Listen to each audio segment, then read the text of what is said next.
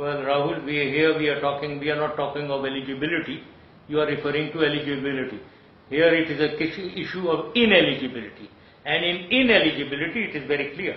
Anyone who tells lies, and he has told lies, who distorts facts, and which he has done in the National Assembly, in the Supreme Court, in the GIT, he is ineligible. So what is the confusion in this? Now, let's look at the substance of the charge. It's as simple as that. Of which Nawaz Shareef has been found guilty, sir. The principal charge against him is that Nawaz Shareef did not disclose a salary which he never received as chairman of a Dubai-based company called Capital FZE. He was entitled to that salary. He did not receive the salary. He did not disclose this when he filed his nomination papers in 2013. And Nawaz Shareef and his lawyers argue, if he never received that salary, how is he guilty of having concealed money which he never received?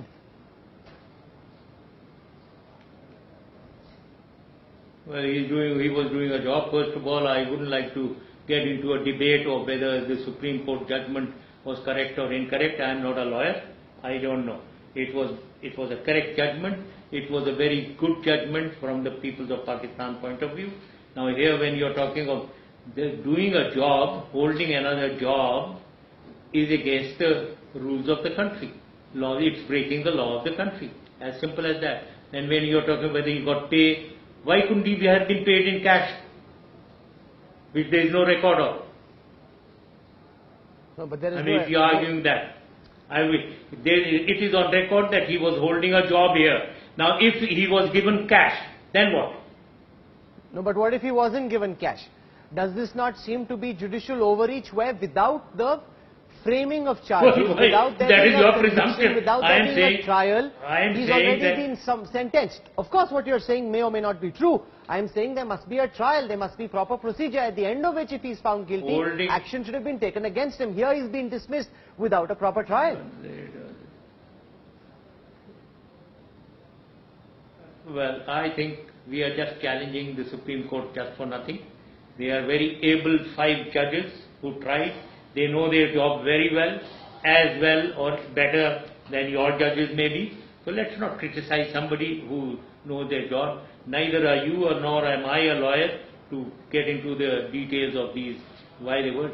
The very fact that they violated the law of the land.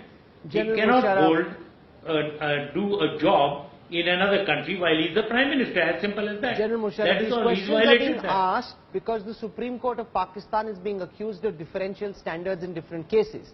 It has been observed by many analysts, even in Pakistan and internationally, that so far not a single military general has been prosecuted for overthrowing the constitution, for subverting institutions. There are dozens of cases against you. You have charges of treason, murder, unlawful detention of Supreme Court judges. Yet you were able to get away. The army helped you cut a deal. You were able to get away. You were able to live in your houses in Dubai and London. The same Supreme Court allowed you to get away. The same Supreme Court dismissed Nawaz Shareef on charges arguably far less grave than yours.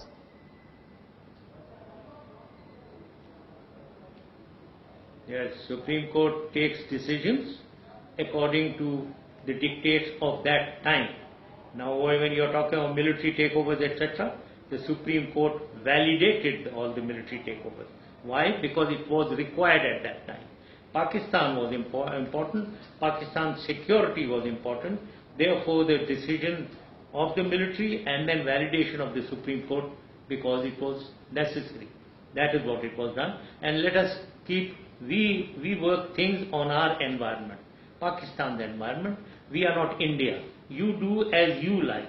We do in our country as the environment of Pakistan is. And I think whatever is happening, leave us to our condition, we will handle our So that's the point I was making about kangaroo courts in a banana republic, because when law and action is determined by the environment instead of being determined by set law, that's when generals can get away by having subverted institutions or done wrong things without the law coming after them, and democratically elected governments can be dismissed for charges far less significant, possibly because they're not willing to fully toe the line of the Pakistani military.